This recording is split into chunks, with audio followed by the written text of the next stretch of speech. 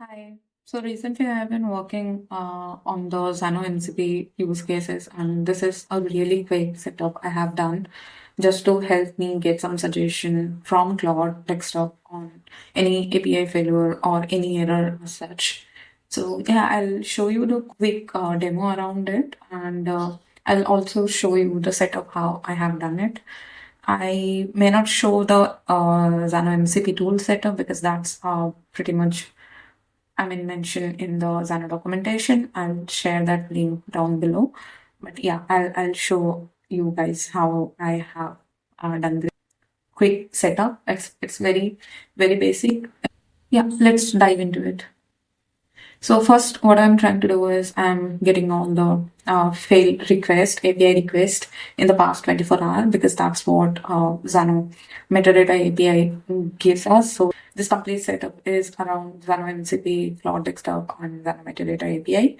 If you are not familiar with Xano Metadata API, you should go and check that out. So yeah, just send that prompt. Very basic prompt right now. And what it gives me is the request details, which were currently failed, and the error code along with the API ID, group ID, duration, and path as well, request ID, everything. Now, why I have these requests, this is how I have set up my MCP tool. These are the output given by my MCP tool right now. But I want to do more on it. This is the basic information I got. Now, the main stuff I want to do is I want to get any of the API related to this request, and I give the API ID, which is the information I got from Claude, like from the MCP tool, which Claude gave me now, and the group ID, API group ID, and that's what I need to get the API function stack. Now, I will get that, and I will ask Claude to analyze the API request as well as the function stack to give me a possible solution to fix this error or if there is any error at all. So it just gives suggestions on where it is probably failing as it has context around the request, the input of the request and the function stack of the API. So this is the prompt. Now all this information came from the previous one. Yeah, I'm just passing that through the next prompt. Yeah, right now it is fetching the API function stack. Now this as well, this information is coming through Xano Metadata API. I'll show that in a while. And also it is analyzing the input request like there. So yeah, potential debug issues. It gave few solutions around auth and all those stuff. It just gives the solution. The other way, it's still kind of I'm working on that to fix it and all. But yeah, the solution you can get it from Claude. Now I will show you the backend setup how I have done on Xano side of stuff. So first, let's get into the tool. So this is my tool right now, and to how to connect your Claude Desktop to Xano MCP tools that you can follow the Xano official document on that. So I have currently 3 tools. This one I'm not using right now, but yeah, these 2 are the main. First one is I'm getting all the failed API request by the workspace ID. So what I'm doing is So first what I'm doing is I'm building a search query, which will next passed on in the metadata API for Xano. I'm trying to find any request which were minimum status of 399. Like it will give us anything above that, like 400, 500 on all those, so that I can get any failed APIs. This is the search query. You can also build similar logic around it. Now I have used the metadata API. For now, I have hard-coded the workspace ID, but you can make it dynamic. You can pass the workspace ID accordingly and it will fetch it. Yeah, metadata API, and this is the API I'm using, request history search, and I'm passing the query, search query I'm getting from here.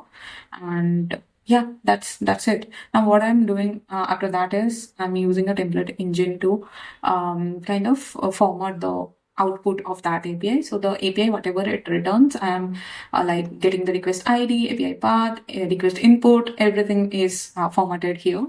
I'm getting the API group ID, branch ID, duration, error code, everything is coming from the response itself. Like, I'm just formatting from this response here.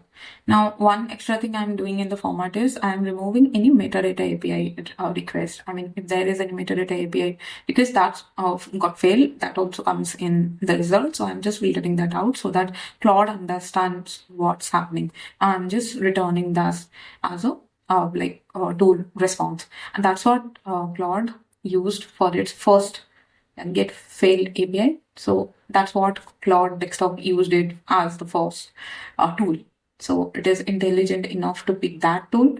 Now there are few stuff you need to set up in the settings as well to give it again instruction. So here is the instruction I have given, and then for the next, like the getting the function stack, we got all the information. So we just need to pass the API group ID and API ID. You can also test it out here in the tool itself. Now, again, I'm using metadata API, but this time it's a beta. API workspace ID, you have to give the group ID and the API ID to be able to get the function stack. Now that is what I'm returning here along with the API details. So that's how Claude is getting to know the function stack, which is here. Yeah, all the function stack information is getting from here, this metadata API, and I'm returning that as a response. Now this is enough context for Claude to understand. It analyzes through the request inputs as well as the function stack to give us suggestion on like what might be going wrong. Now for the metadata API, you can access it from here. Go to instances.